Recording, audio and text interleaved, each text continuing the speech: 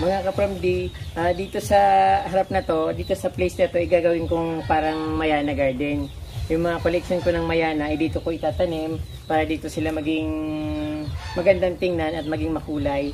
Tapos diyan naman sa bandang dyan, yung dadaanan ng tubig na parang gagawin kong semi na river or ilog na maliit na daanan kapag bumabaha doon sa bandang likod ng bahay ko, dito dadaan yung tubig.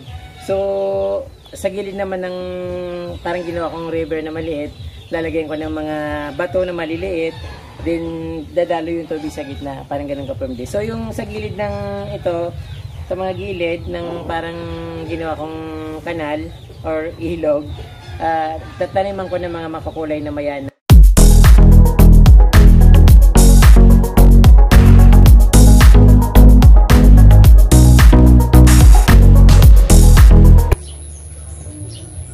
Magandang araw sa inyo mga ka-from D. Back to gardening na naman po ako. Gamit po ang mahiwagang guantes. At kung bago lang po kayo sa aking channel, huwag niyo pong kalimutan mag-subscribe muna. At huwag niyo rin pong kalimutan i-touch ang notification bell para updated po kayo sa aking mga videos. Salamat po. Ito ka-from D ang gagawin ko. Puputulin ko tong mga matataas na ano ba to, kutsarita.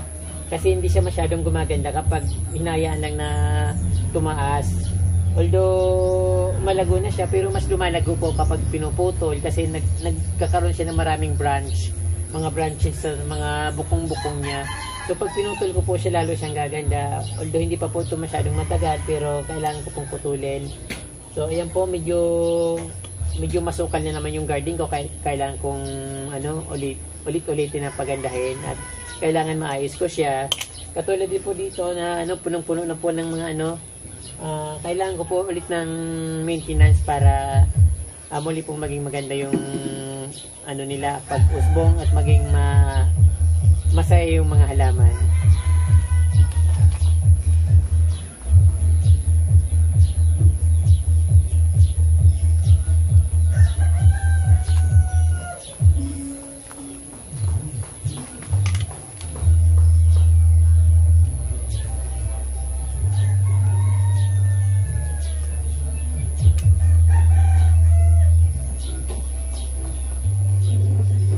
Pwede rin po itong replant ulit kasi hindi naman po sensitive yung kutsarita, kahit saan mo po itanim ay tumutubo po siya.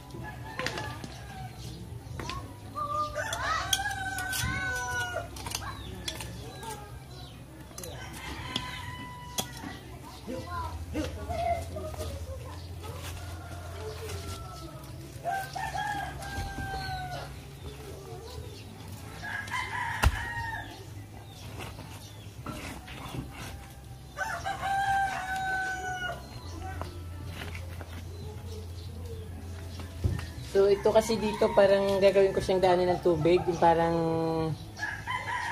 artificial na ilog. Instead na gawin kong ano yung parang kanal, gagawin ko na lang na lalagyan ko ng bato sa gilid, yung parang ilog na papunta doon. Yung tubig naman gagaling doon sa ano, diyan sa likod ng bahay, pupunta dito. So diyan ang daan. So gagawin ko dito parang ilog, tapos lalagyan ko ng mga ano diyan, mga halaman, mayana na pwedeng gumandang ano, pwedeng gumanda yung kapaligiran, maging makulay.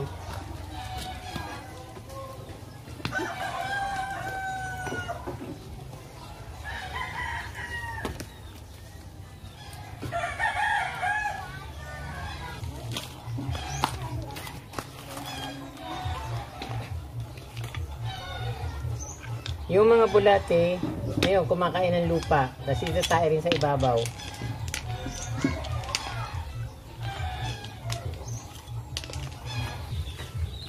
Mga kapramdi, dito sa harap na to, dito sa place na to, igagawin kong parang mayana garden.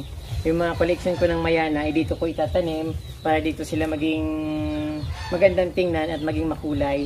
Tapos diyan naman sa bandang dyan, yung dadaanan ng tubig na parang gagawin kong semi na ano, river or ilog na maliit na daanan kapag bumabaha doon sa bandang likod ng bahay ko, dito dadaan yung tubig.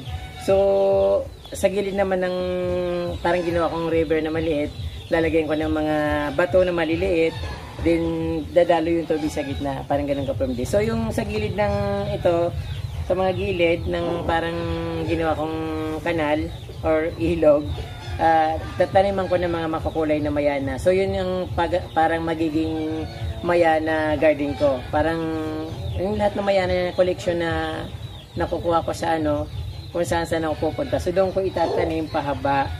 So pwede rin dito kasi medyo lumuwag na dito sa lugar na to dahil inalis ko na yung ibang mga bato na malalaki at yung mga paso na nandito ay tinanggal ko na, although punong-puno pa rin dito. Kung pag makita nyo, punong-puno pa rin yung ano dito, yung mga parang masikip pa rin dahil punong-puno ng halaman kasi dito ko inimbak yung mga halaman ko. So dyan banda sa ano, yung mga nasa paso, ilalagay ko dyan sa gilid. Then gagawin ko tong yung mayana collection plant, parang ganon. So ayan po kaprumdi yung nakikita nyo dito. So yung parang ginawa ko ng ano, imbakan ko ng mga halaman. Pag ano, wala akong malagyan, dito ko nilalagay. So dahil tapos na yung CR ko, malawag na yung lugar dito. And dito naman yung tatanggalin ko yung mga ano dito, yung mga nasa paso, din ilalagay ko sa gilid. So yun dito yung meron na akong mga tanim na mayana dito, kung nakikita nyo, yung kulay pula. Ayan. Then ito po. So marami na rin akong mayana dito at ilang variety na ba yung nandito. So basta pupunin ko ng mayana dito para maging ano siya, pinaka mayana garden ko. Kasi yun ang nagbibigay ng buhay, dapat ano, bigyan ng importansya para sa kanila yung lugar. So ito kaprum din, napakaganda na ano ko dito, mayana. Napakataba niya. Siyempre yung mga pulang mayana dito rin, mataba rin. Yung bromeliads ko, bromeliad na mataba. Yan. Marami akong halaman dito kaprum din na nakalagay sa paso na kailangan ng ano ba yan, ilagay sa ibang lugar para magkaroon ng ano, peace of mind yung bawat halaman ko dito para lumuwag sila.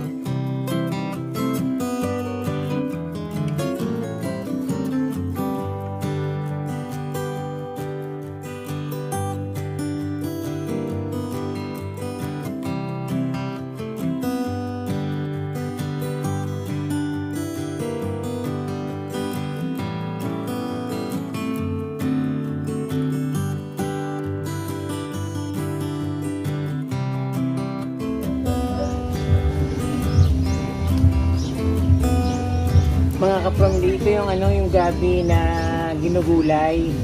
So hindi ko na lang tinanggal para dagdag sa halaman.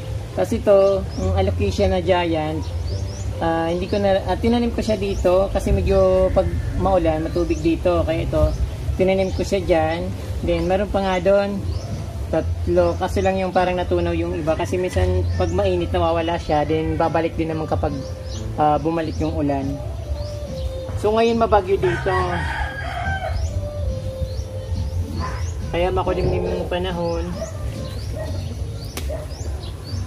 Ayan, tinanggal ko yung ng sopang nung gabi kasi dumadami ito pag nalaman ni nanay na tinatanggal ko, nagagalit siya. Pero tinatanong ko kung gugulayin ba.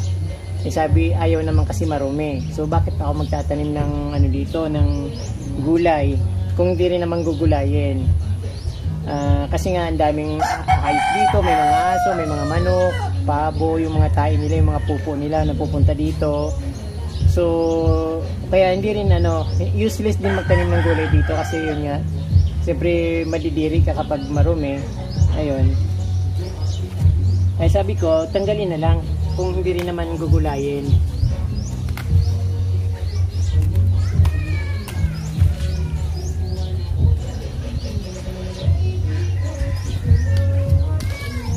Ito kasi dadami ng kakapal, tapos hindi rin naman mapapakinabangan. Parang instead na gabi, halaman na lang. So pwede pang maibenta yung halaman, tapos yung gabi hindi kasi marumi yung alam namin marumi kasi nga may mga hayop dito.